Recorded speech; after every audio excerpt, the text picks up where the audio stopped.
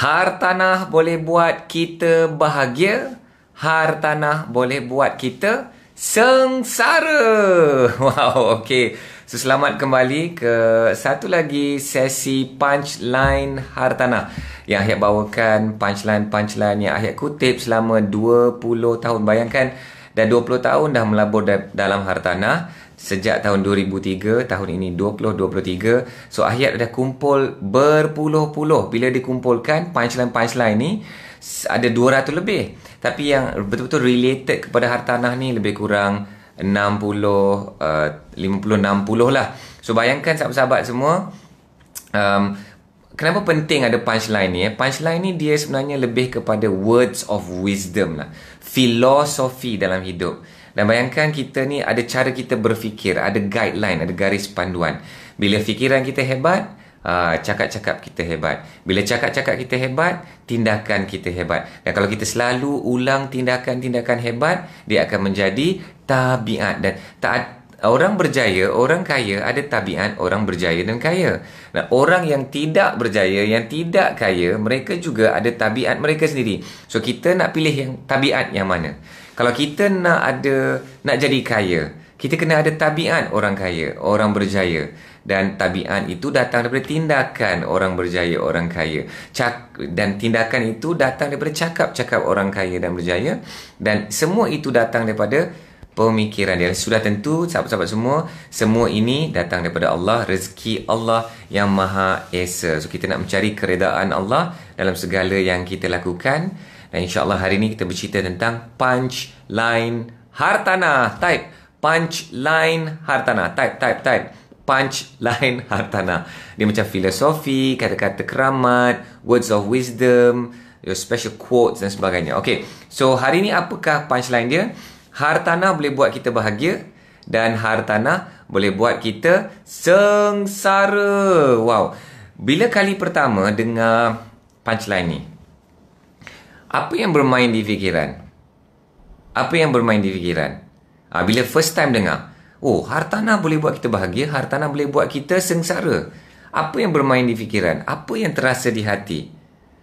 So, yang pertamanya, punchline ni ada juga related kepada beberapa hari yang lepas mungkin Ahyat ada kongsikan tentang kita nak cari aset, bukan nak cari hartanah. So, punchline tu memaksa kita memikirkan, wow, benda tu tak sama hartanah dengan aset. Wow, hartanah, apa kelainan hartanah dengan apa itu aset? So, dia memaksa kita memahami itu. So, hari ini kita memikirkan, wow, hartanah boleh buat aku bahagia. Hartanah boleh buat aku sengsara. So, dia memaksa kita memikirkan bahawa hartanah yang kita nak cari. Tapi, hartanah ni boleh buat kita bahagia dan boleh buat kita sengsara. Dia memaksa kita memahami dan dia memaksa kita sedar bahawa ada dua realiti di sini. Ini nak bercerita tentang realiti hartanah, atau kadang-kadang Ahyat sebut sebagai hakikat hartanah, lumrah hartanah. Apakah lumrah dia? Apakah hakikat pasal hartanah ni? Hartanah ini tidak semestinya bawa kita bahagia. Dia juga boleh bawa kita sengsara. So, sebagai contoh, hartanah yang membawa kita bahagia. So, kita membeli hartanah dengan dua tujuan berbeza. Kita nak beli untuk tujuan duduk sendiri, untuk own use. Dan lagi satu tujuan untuk pelaburan. So, hartanah untuk own use. Macam mana dia membawa kita bahagia? Kita beli untuk duduk sendiri. So, sebagai contoh, untuk beli untuk own use ni ada dua. Antaranya ialah beli untuk starter home. So, mungkin kita beli untuk rumah pertama. So, bayangkan rumah pertama. Dan kita mungkin beli untuk bukan rumah pertama tapi rumah upgrade. Kita beli untuk rumah upgrade. Kita dah ada rumah tapi kita nak rumah yang lebih luas, lebih selesa, lebih memenuhi keperluan keluarga yang semakin membesar, saiznya dan sebagainya kan, bilangan keluarga itu. So, dalam keadaan ini, apa yang membuatkan kita bahagia?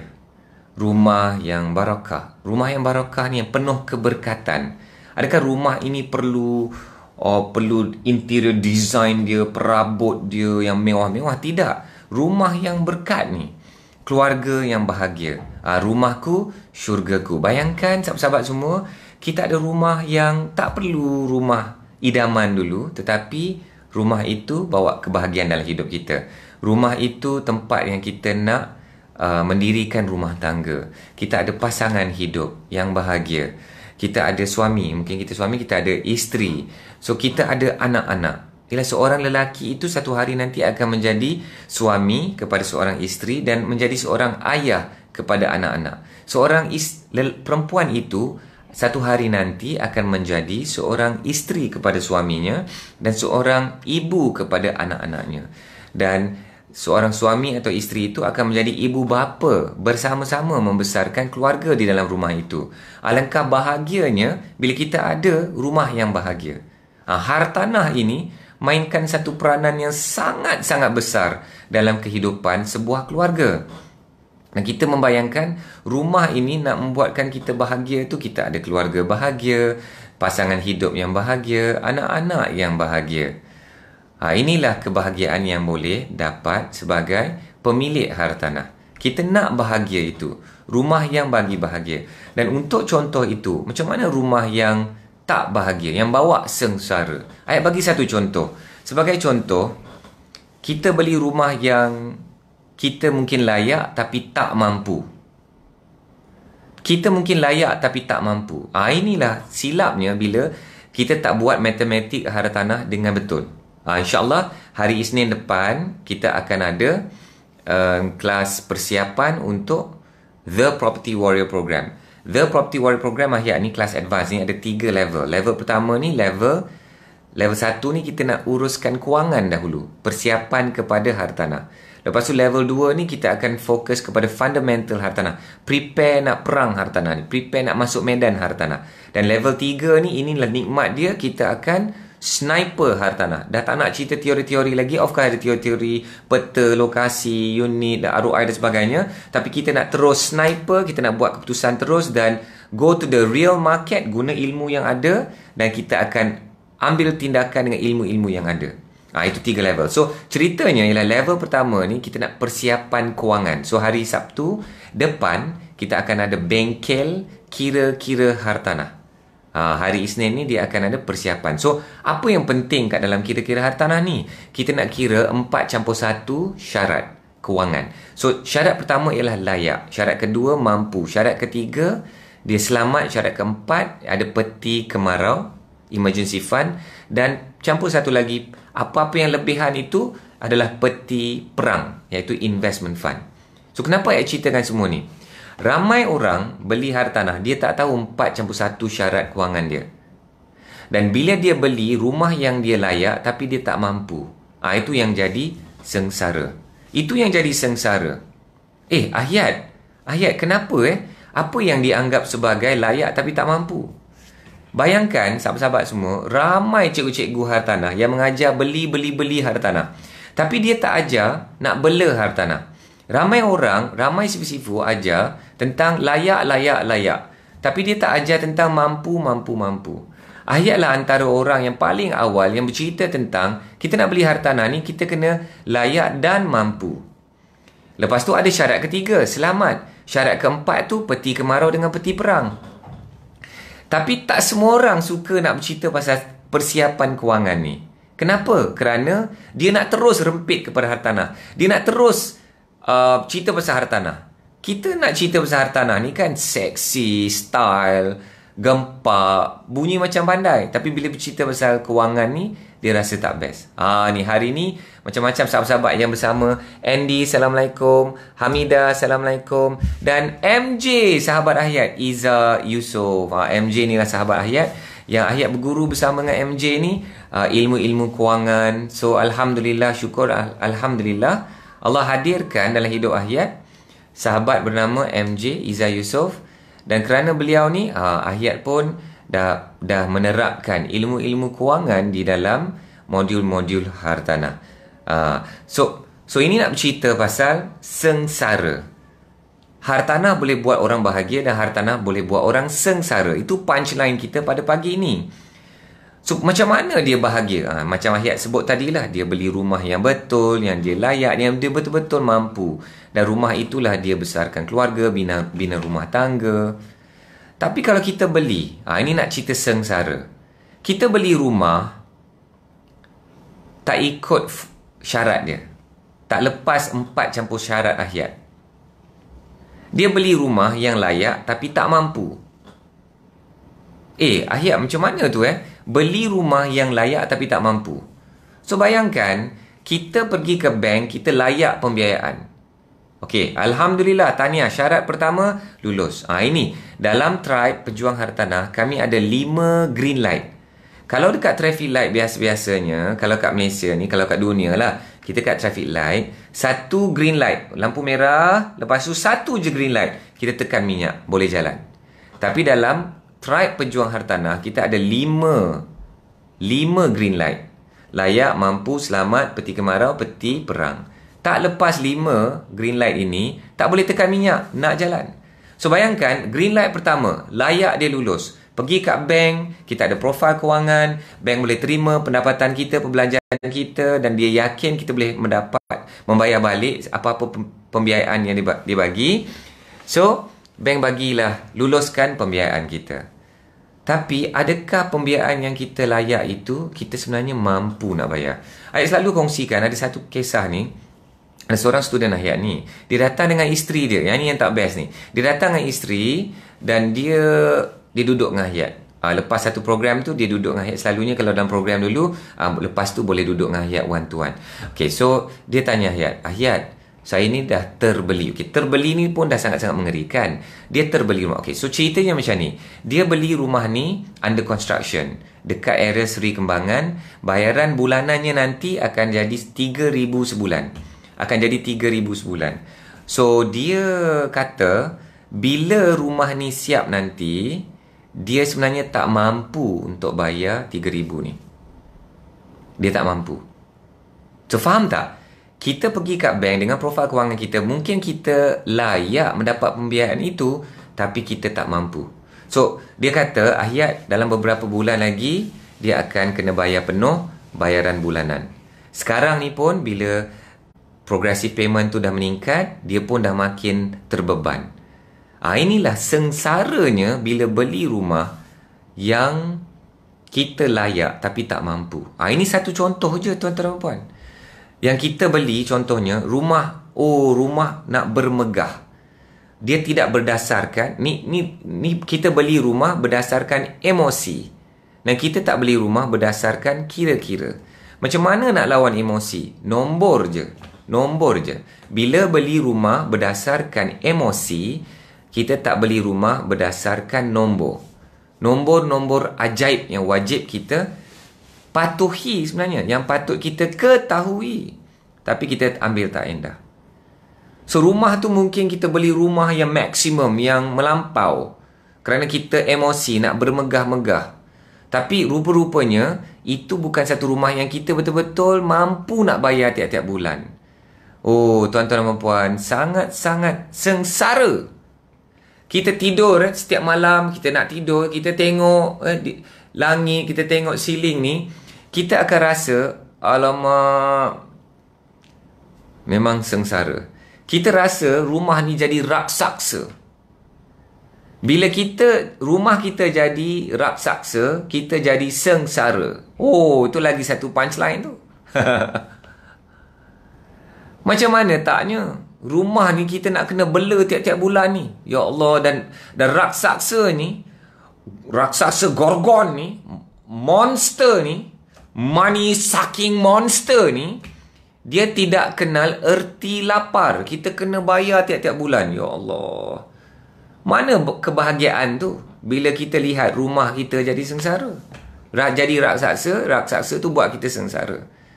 So ini contoh kalau kita beli untuk tujuan pemilikan hartanah. So kita beli rumah untuk memiliki, untuk own use, untuk duduk sendiri. Mungkin starter home atau untuk upgrade. Okay, now lihat dari sudut pandangan, kita beli rumah untuk tujuan pelaburan. Pelaburan ni ada dua je juga. The power of two. Tadi pun ada dua sebab kita beli rumah untuk own use. Starter home for upgrade home. Kita beli rumah untuk investment. Ada dua je sebab, untuk cash flow dengan untuk investment. So cash flow ni aliran tunai, sewa dan sebagainya. Capital appreciation tu untuk kenaikan nilai. Macam mana sengsaranya? Bahagia. Okay, kita cerita bahagia.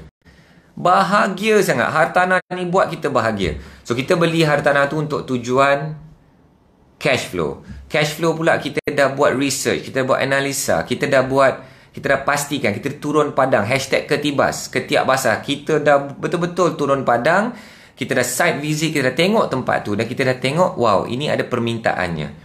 Ada permintaan daripada kilang-kilang kat sini. Dan kalau permintaan tu, kita buat sewa bilik. Sewa bilik tu boleh sewa contohnya 600, 500, 400 bilik tu. So total tu jadi RM2,000. RM2,000 ni bayaran bulanan pula RM1,000 sahaja. Contoh RM1,100 contohnya rumah teres ke kan. RM1,100. So ada positive cash flow kasar RM900. So tolak-tolak kos-kos lain, so mungkin dia jadi RM500 positive cash flow. So inilah bahagianya bila kita ada positive cash flow, ada permintaan, beli hartanah untuk tujuan cash flow, ada permintaan, ada positive cash flow, kita uruskan dengan baik. Of course, dia adalah cabaran-cabaran dia yang mungkin boleh menggugat kebahagiaan ini. Contohnya, ialah kita nak menguruskan penyewa. Pastinya ada hiccup, pastinya ada cabaran-cabarannya sikit. Tapi kenapa kita nak takut benda tu? Kerana benda-benda tu ada sistem dia. Okay, saya selalu sebut kenapa orang bayar ahyat sewa? Kalau dah tahu ahyat macam ni, ahyat ni orang baik. Dia takkanlah nak kasar-kasar. So bayangkan kenapa orang bayar sewa kepada ahyat? Adakah kerana orang takut kepada ahyat? Oh, ahyat ni, tengok otot dia, tengok sadar dia, takutlah, tengok muka dia garang lah. Kalau kerana garang, orang tak bayar sewa lah kat ahyat. Kalau kerana takut, penyewa tak bayar ahyat sewa. Tapi kerana ada sistem. Itu je jawapan dia. Kenapa orang bayar sewa? Kerana ada sistem. Dan kerana kita dah ada perjanjian. So sistem itulah yang akan menguruskan rumah-rumah sewa kita. So kenapa kita nak takut? So of course, itu adalah cabaran-cabaran nak menguruskan rumah sewa. Tapi bayangkan kita dah dapat sewakan rumah kita.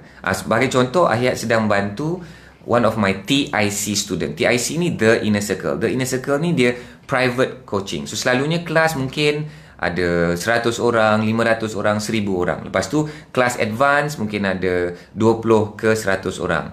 Dan ada pula di antara student-student ni yang nak private coaching dengan Ahyat. Okay, so seorang student Ahyat ni, private coaching ni, dia dah ada 4 biji rumah dan dia nak beli 2 rumah lagi. Dan 2 rumah lagi ni, dia memang sangat sesuai untuk cash flow strategy. Dan, okay, subhanallah, saya tak ingatlah the exact numbers lah.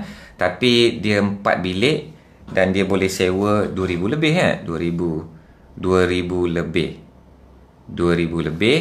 Dan bayaran bulanan dia pun 1,000 lebih. So, basically bila dah buat kira-kira, memang ada positive cash flow. But of course, dia kena uruskan sewa dan penyewa itu dengan profesional, dengan berilmu. So, itulah namanya bahagia. Bahagia bila beli rumah untuk tujuan pelaburan cash flow, dia dapat positive cash flow. Okay, macam mana nak dapat bahagia menguruskan penyewa? Ni nak bagi contoh kan.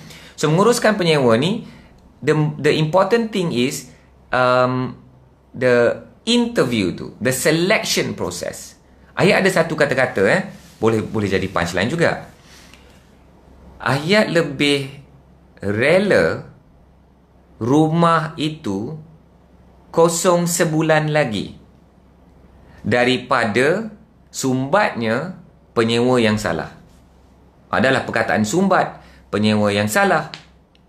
Saya lagi sanggup sebulan kosong lah. Ahyat, you are investor. You must get return on investment. Ahyat, Ahyat adalah seorang pelabur. Pelabur mesti dapat pulangan kepada pelaburan. Tapi Ahyat lebih sanggup rumah tu kosong sebulan lagi daripada kita ni, perkataan dia gelojoh nak sumbat je siapa-siapa penyewa. I must like the tenant. Bukan nak mencari jodoh, bukan nak cari girlfriend, Tapi kita mesti suka penyewa itu. Oh, selagi saya tak suka, tak payah. Dia macam ni. Kalau penyewa tu ada attitude problem, I don't want to have that problem. Weh, banyak punchline pula keluar pagi ni If the candidate tenant has an attitude problem, I don't want to have this problem. Oh. Nak kena tulis lah. Kejap. Boleh ke macam tu Live kita tulis terus. Ini punchline. Dia bila ada punchline ni, when the candidate tenant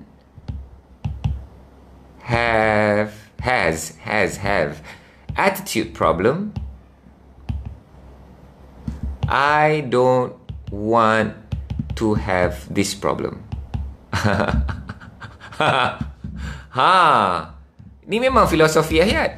Lebih baik 1 bulan kosong daripada gelojoh menyumbat tenant yang tak betul. So you guys get with the picture lah. So daripada selection process ini, kita ada onboarding, kita ada cerita apa harapan kita, apa harapan anda, apa tugas kita, apa tugas anda sebagai penyewa, tugas kita sebagai pemilik. So sebenarnya bila landlord dengan tenant itu menjaga adab, landlord dengan tenant itu menghormati dan harmoni, dia buat kerja dia, InsyaAllah selamat semua orang kan. So kat situlah kita boleh dapat bahagia dalam pelaburan hartanah yang jenis rental ni, yang cash flow. Bila kita dah ada selection process, kita ada sistem. Macam mana pula tak bahagianya bila kita dapat tenant yang tak bagus? Tenant tadi nak dapat tenant je kan, at least positive cash flow kan, itu bahagia. Tapi bayangkan, dan sengsaranya tak dapat yang negative cash flow. Tapi bayangkan kita dapat tenant yang tak baik, yang tak bayar on time, yang culas, yang rosakkan harta benda kita. So Ahyat dulu pun seorang penyewa, dan we were very good penyewa. I tend to think that way lah So sekarang ni kita dah jadi landlord, kita pun mengharapkan tenant yang bagus. So semua tenant yang tak bagus, itu semua buat kita sengsara. Okay, so kalau kita beli untuk tujuan pelaburan, yang jenis capital appreciation, macam mana bahagia dia? Kita beli, lepas tu mungkin kita rent then flip. Kita sewa dulu sebelum kita nak jual. Atau kita hold then flip. Kita just biar kosong atau kita nak jual. So macam-macam lah strategi. Itu fix and flip. Kita nak flip untuk dapatkan keuntungan. Beli below market value, rumah pecah, rumah busuk. Lepas tu kita renovate dan kita jual untuk keuntungan. So dalam keadaan yang bahagia, macam mana dah bahagia? Bila kita membeli hartanah itu, bahagia untuk tujuan pelaburan, flip, capital appreciation, kita boleh jual untuk keuntungan. Keuntungan yang bagus lah, keuntungan. So contohnya kita beli untuk fix and flip. Kita beli rumah pecah below market value, contoh 40%, 50%. Kita repair balik, kita make good, kita cantikkan balik, kita renovate sikit, biar cun. Lepas tu kita jual dengan keuntungan. Ini geng-geng fix and flip ni, sahabat-sahabat semua, nak tahu tak bahagia dia yang lagi best? Kita beli rumah yang pecah, rumah busuk, maybe 50% below market value. Tapi kita jual balik bukan market value pun. Kita jual balik mungkin 5% below market value. Murah daripada apa orang lain jual. Dan rumah kita tu pula cantik, yang elok. Bahagia tak kita? Bahagianya kita dapat untung tu kerana kemahiran kita, risiko yang kita ambil, modal yang kita sanggup laburkan. Lepas tu dapat jual pula balik, jual pada harga yang below market value. Alangkah bahagianya, untungnya kita, untung orang membeli. Inilah nak kata ni punchline. Hartanah boleh buat kita bahagia, hartanah boleh buat kita sengsara. So macam mana sengsaranya? Kita nak menjual hartanah tu, tak ada orang nak beli, tak ada permintaan. Jual pula tak boleh nak jual untuk keuntungan. Jual pula, tuan-tuan dan puan, sahabat-sahabat semua, kita jual rugi pula tu. Lagi rendah daripada harga developer. So bayangkan tak bahagia, sengsaranya. So sebagai contoh, ayat beli rumah lelong pada tahun 2020 masa pandemik. Pemaju masa itu jual 600-650 ribu. Market price sekarang, market value sekarang pun maybe 550,000. Ayat beli pada harga 380 ribu. Ini nak cerita bahagia membelinya bila membeli, bila market value. Tapi bayangkan ayat pun menyebut benda ni bukan untuk satu gurauan, bukan untuk satu bermegah-megah. Kita boleh membayangkan sengsara orang yang terpaksa jual rumah itu. Tetapi kita kena ingat tau, peranan kita dalam lelong ni, kena faham tau, pembeli asal itu dalam keadaan yang terdesak. Dia dah tak mampu nak membayar. Bank pula, bank hanya nak duit dia balik. So bayangkan, bank, masukkan dalam lelong. Masukkan dalam lelong, selagi orang tak jual. So contoh, lelongan pertama, tak ada orang beli. Masuk lelongan kedua, kena turun reserve price 10%. Tak ada orang masuk lelongan kedua, masuk lelongan ketiga, turun lagi 10%, turun lagi 10%. Bayangkan kalau benda ini berlaku berterusan, harga reserve tu turun sampai dah tak boleh nak cover pun hutang lama pemilik asal. Pemilik asal sangat sengsara, betul tak? So, kita ni bila masuk lelong, kalau rumah itulah yang sesuai untuk kita, ada target price kita, masuk pembidaan, kita menang. Sebenarnya kita nak membantu pemilik asal. Bila kita beli, contohnya kita beli cash atau kita beli guna pembiayaan. Pembiayaan itu atau cash kita itu akan tutup hutang lama. Contohnya first akan tutup hutang lama pemilik asal. Kalau winning bid itu menang pada harga yang lebih tinggi daripada baki itu, so dapatlah duit itu kepada dia. Kita membantu pemilik asal. So nak cerita bahagia, sengsara dia bila dah jadi macam tu. Tapi bahagia kita tu bila kita dapat membantu dia lah kan. So hari ni tuan-tuan dan puan, kita bercerita tentang punchline. Hartanah boleh buat kita bahagia, hartanah boleh buat kita sengsara. Panjang lebar ayat bercerita tentang apa itu bahagia, apa itu sengsara. Tapi nak cerita ni sebenarnya tuan-tuan dan puan, sahabat-sahabat semua, kenapa punchline ni penting? Kenapa punchline ni penting? Kita nak kena sedar bahawa hartanah tu boleh buat kita bahagia, hartanah boleh kita buat sengsara. Ada orang yang kata hartanah ni bahagia saja. Mana mungkin hartanah ini sempurna? Mana mungkin ada apa-apa di dunia ini yang sempurna? Kesempurnaan itu hanya pada Allah, betul tak? So kalau hartanah ni tak sempurna, kita kena sedarlah bahawa hartanah ni tak sempurna. Dia boleh bawa kita bahagia, dia boleh bawa kita sengsara. Hartanah ni ada pro and cons. Sama juga macam saham, sama juga macam emas, sama juga macam cryptocurrency, sama juga macam apa-apa sahaja yang kita nak invest. Tidak ada asset class yang sempurna. Now, kalau kita sedar tentang semua baik dan buruknya, tapi kita la ilah. Tapi kita tetap masuk dalam gelanggang hartanah. Kalau kita dah tahu baik dan buruk hartanah itu, tapi kita tetap melabur hartanah, kita tetap beli hartanah. Inilah namanya pelabur hartanah, pemilik hartanah yang bijak.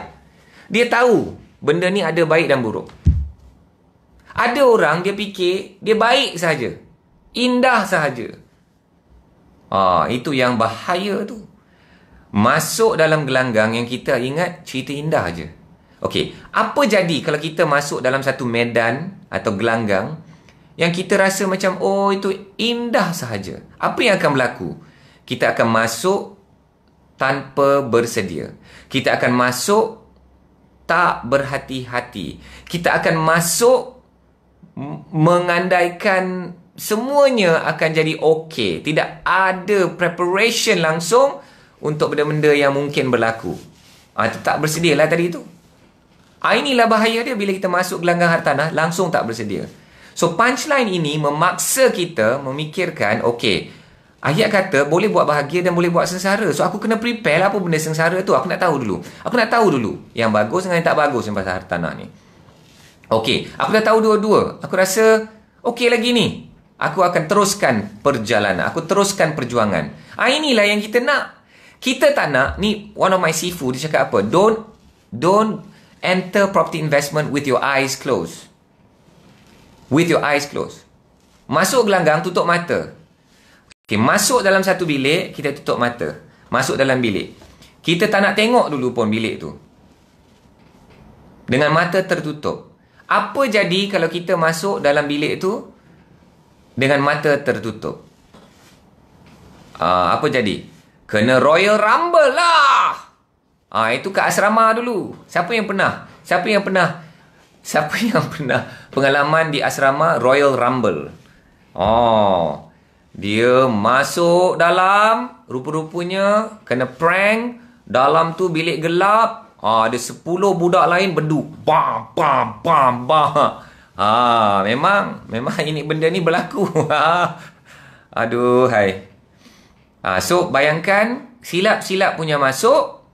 Rupa-rupanya masuk bilik sembelihan. Siapa binatang sembelihan tu? Kita lah.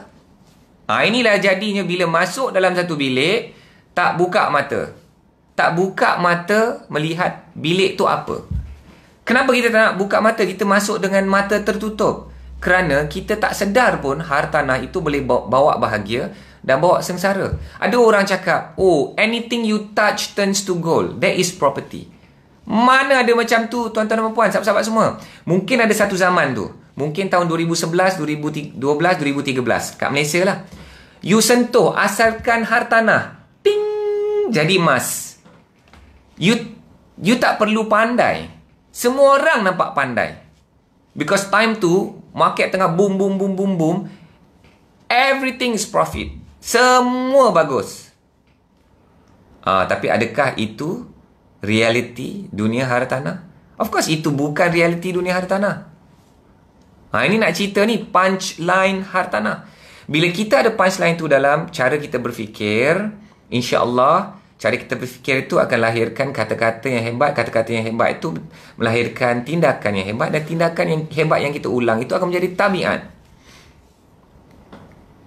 Now, kenapa ada orang cerita hanya yang baik-baik je pasal hartanah? Pada pendapat Ahyad, memang dengan niat. Sorry, ada dua sebab. Orang cakap hartanah ni bahagia sahaja. Ada dua sebab. Niat dia, ada niat di sebaliknya. Dan nombor dua, memang dia tak faham pun dunia hartanah. Siapa setuju dengan dua perkara ini? Type 2. Ada orang cerita, hartanah ni bagus-bagus. Ini bagus sahaja, tak boleh salah. Kenapa? Kerana dia ada niat jahat. Mungkin dia nak jual hartanah. Kalau dia nak jual hartanah, kenapa nak cerita yang tak bagus? Macam kita jual suplemen apa-apa kan. Kita jual apa-apalah. Barang kita itulah yang bagus kan. Kita nak menjual, takkan nak cerita yang tak bagus. Itu sebabnya Ahyad pesan semua student Ahyad, kalau nak beli hartanah, tanya apa yang bagus, apa yang tak bagus pasal rumah ni. Selalunya yang tak bagus ni, terkebil-kebil orang nak jawab. Aku tak pernah dapat lah soalan ni. Aku nak jual, aku cerita yang bagus je. So dia ada niat dia. That's why dia cerita yang indah je. Nombor 2, kenapa orang cerita indah je pasal hartanah?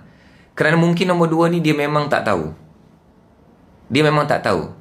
Dia memang cetek ilmu dia. Dia mungkin tak cukup pengalaman. Dia BBNU, budak baru nak up. So lahirlah manusia-manusia yang bercerita tentang hartanah ni. Dia bercerita seolah-olah hartanah ini bagus sahaja. Bahagia je, dia tak ada sengsara. Seolah-olah dalam dunia hartanah ni, kalau ada buku hartanah, hanya ada kisah indah sahaja. Macam fairy tale. Tahu tak? Tahu tak? Fairy tale ni dia memang wujud. Tahu tak kat mana fairy tale ni wujud? Fairy tale ni wujud kat dalam fairy tale je. Mana ada fairy tale dalam hidup? Hidup ini Allah dah janji, memang Allah akan uji manusia itu. Lagi-lagi kalau kita nak kata kita ni orang beriman, Allah akan pastikan kita diuji. Kerana kita masih ada di dunia. Belum lagi di syurga. Syurga itu kita akan nak raikan segala susah payah yang kita lalui, segala pengorbanan yang kita buat, kecemerlangan dalam beribadah dan beramal. So macam itulah sahabat-sahabat semua. Kenapa orang nak bercerita tentang hartanah ni tidak ada buruk, hanya baik. Kisah baik je, macam fairy tale. Hartanah pun ada kisah ngeri yang saya dah ceritakan awal-awal tadi. Contohnya membeli hartanah yang abandoned project, terbengkalai. Hartanah yang banyak defect, hartanah yang lambat siap. So macam-macam lah kesengsaraan dia yang kita boleh lihat. Yang tak serupa dengan brosur pun ada. Yang pemajunya tak kotakan janji. Contohnya macam GRR, Guaranteed Rental Return. Itu semua kesengsaraan tu. So ingat kenapa orang tak boleh nak bagi tahu the reality pasal hartanah. Kerana dua sebab ni. Dia memang ada niat yang tak baik, dan nombor dua, dia memang tak tahu pun. Bagi dia, pengalaman dia, contohnya pengalaman dia 2011 sampai 2014. Dan dia bercerita hartanah ni memang sentuh je, mesti untung.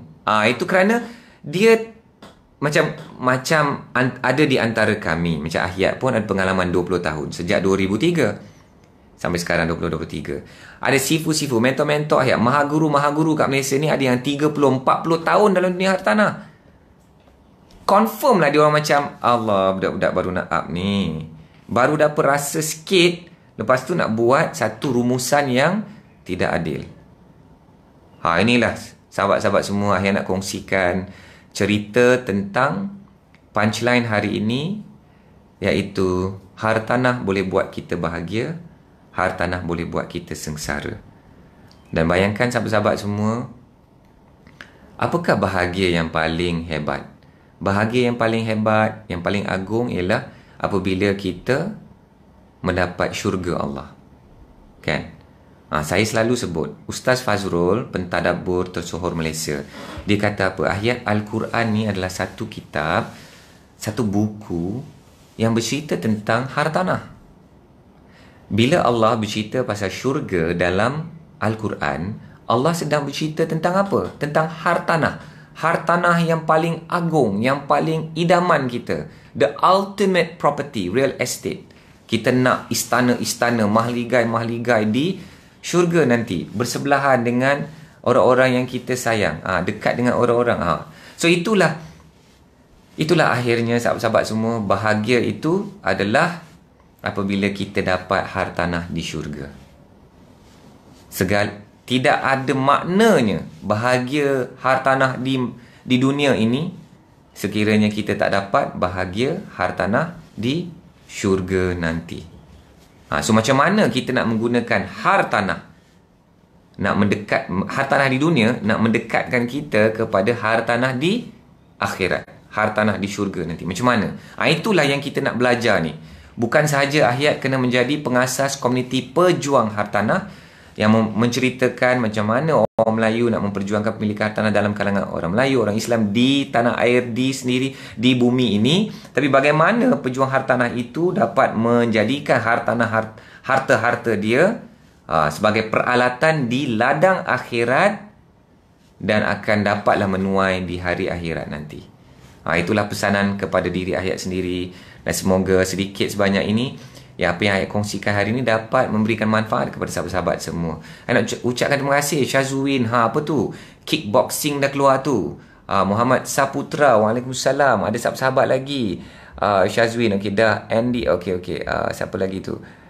Firdaus, Uwais, Alif, thank you. Tak dapat nak sebut nama semua orang. Saya nak ucapkan terima kasih kepada support anda dan doa anda selama ini.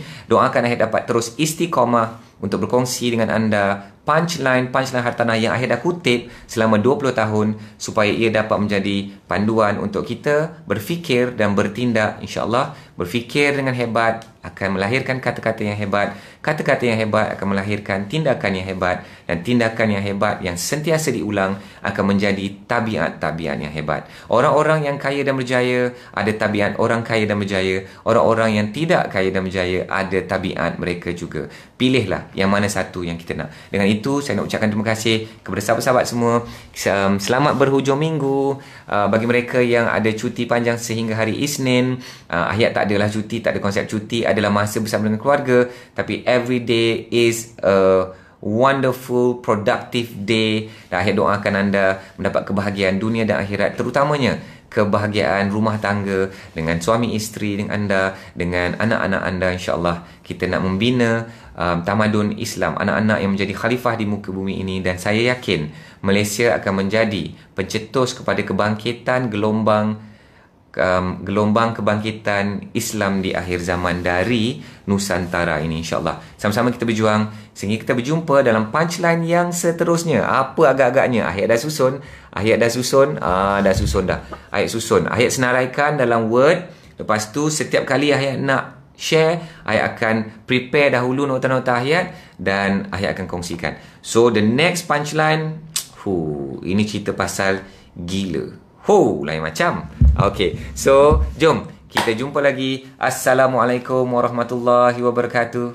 Selamat berjuang. Thank you.